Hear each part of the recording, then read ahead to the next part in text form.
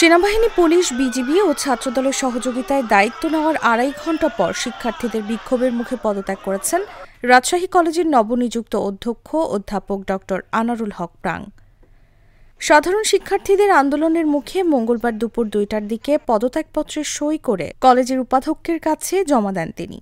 এর আগে পৌনে ১২টার দিকে সেনাবাহিনী, পুলিশ, বিজিবি ও ছাত্রদলের সহযোগিতায় প্রশাসন ভবনে প্রবেশ করে দায়িত্ব নেন নবনিযুক্ত অধ্যক্ষ।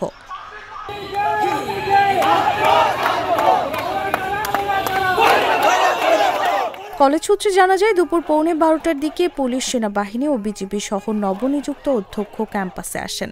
পরে শিক্ষার্থীদের তোপের মুখে আইনশৃঙ্খলা বাহিনী ক্যাম্পাস ছাড়ে।